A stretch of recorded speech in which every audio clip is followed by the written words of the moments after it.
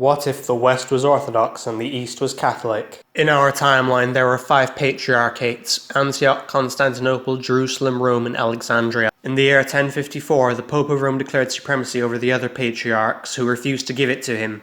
This caused a schism between the Eastern Orthodox and Roman Catholic churches, with the West being under the See of Rome becoming Roman Catholic, and the others becoming the Eastern Orthodox Church. But what if it was the other way around? What if the Pope of Constantinople declared supremacy and the Patriarch of Rome refused to give it to him?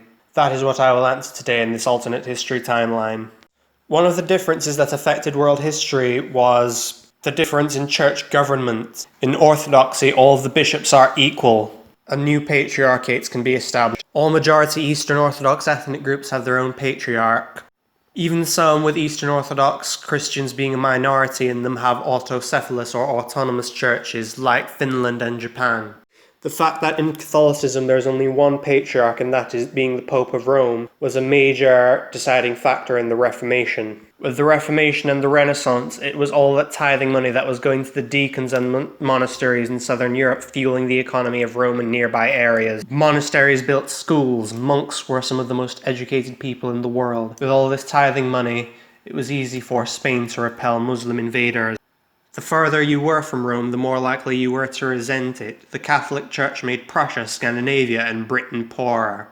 In this timeline, it would be different. Don't get me wrong, the Reconquista would still definitely happen. Even before 1054, the Reconquista was doing pretty well, but it would definitely take a much longer time. Meanwhile, with all the tithing money that Rome was getting being gone to the Byzantine Empire in this timeline, the Byzantine Empire would gradually retake the Eastern Mediterranean. With the Byzantine Empire reconquering the Eastern Mediterranean, they would separate the Berbers from Arabia. This means Berber culture would be far more distinct in this alternate timeline.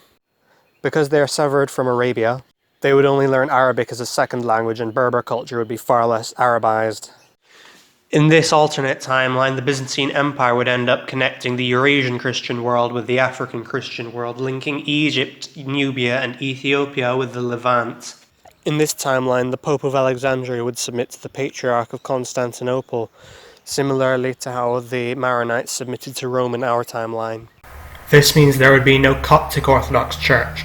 Oriental Orthodoxy would still survive, however, but in Sudan and the Horn of Africa, so there would still be an Ethiopian, Eritrean, and Djiboutian Orthodox Church.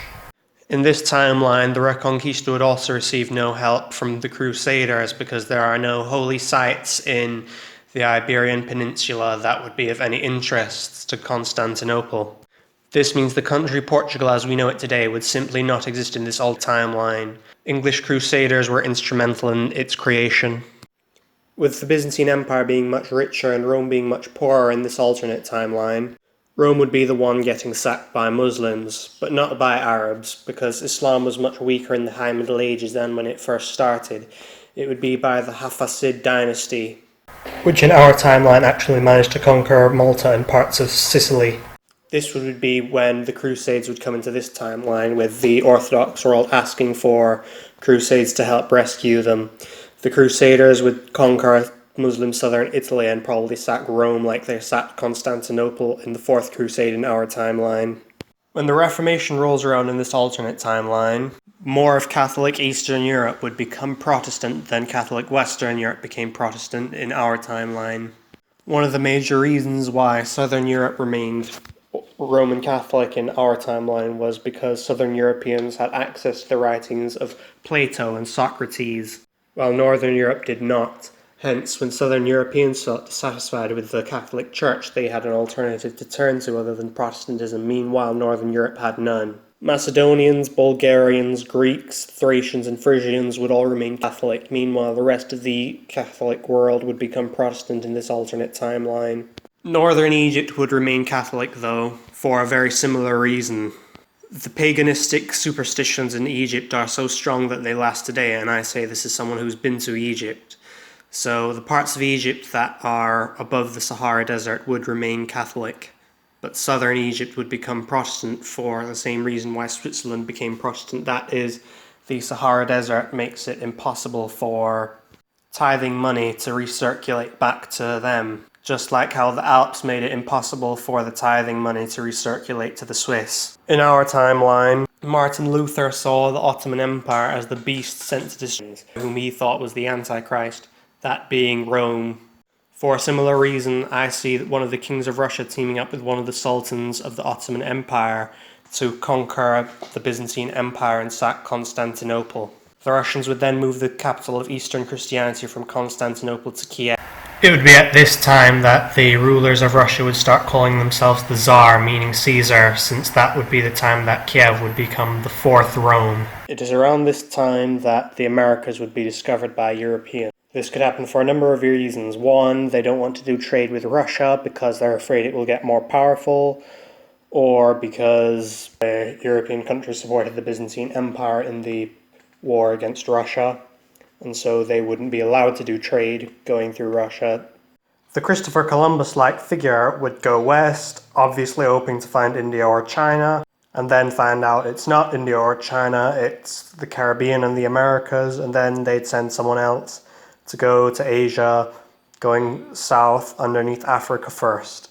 After the Americas have been finished being colonized and they start going to war with each other, the French would win the French and Indian War, meaning Britain wouldn't tax the hell out of their leftover territories to try and rebuild their debt that they acquired from all the loans they need to make to win the war. They would have lost the war since there would have been no Puritans fleeing religious persecution going to America to supply them with a lot of manpower. Without Puritans, you also lose a lot of the city on the hill mindset that was a part of the US in our timeline. Without the American Revolution, there's no French Revolution, which was provoked by the French spending all their money on supporting America, which means no Napoleon Bonaparte in this alternate timeline. Without Napoleon to weaken Piedmont Sardinia, the Italian unification would still have happened in this alternate timeline, making up for the lack of tithing money that would have recirculated to Piedmont Sardinia in this alternate timeline. The new Kingdom of Italy in this alternate timeline would be a lot like the Romania in our timeline. It would be a Romance-speaking Orthodox country in Europe with lots of Greek and Slavic influences, both with a dash of Muslim influence. The Slavic influence in Italy in this timeline would be because the Crusaders would be from Slavic countries. The Spanish Inquisition in this timeline would be relatively similar to the one in our timeline. It wouldn't be more brutal, even though there would be more Muslims in Spain, since there wouldn't be any Protestants to make up for the difference in the Muslim population in our timeline. The Spanish Inquisition in this alternate timeline would inspire an Italian Inquisition to convert the Papists and Muslims living in Italy in this alternate time.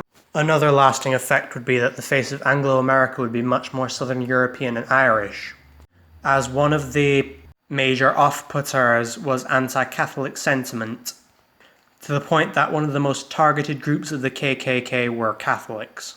The face of Latin America would also be different, with far more Germans and Scandinavians moving there, especially in southern South America, since the immigrants would want to move somewhere with a similar climate to their own country, which is why Argentines are the whitest South Americans. In this timeline, the face of Argentina would be much more Northern European. Due to Russia being much poorer in this alternate timeline, the Soviet Revolution would happen in the war against Japan, instead of during World War I. But when World War I does roll around, I do see Russia taking a very similar role to what it did in our timeline. They would still join Serbia to protect it because they're both Slavic countries. Serbia might convert to communism to ensure Russia's protection. Overall, by the end of this timeline today, Orthodoxy would take the lead as the world's largest religious body. There would be about 300 million Protestants and about 100 million Catholics. In our timeline, Sunni Islam takes the lead with 1.4 billion members. Thank you for watching, please like and share.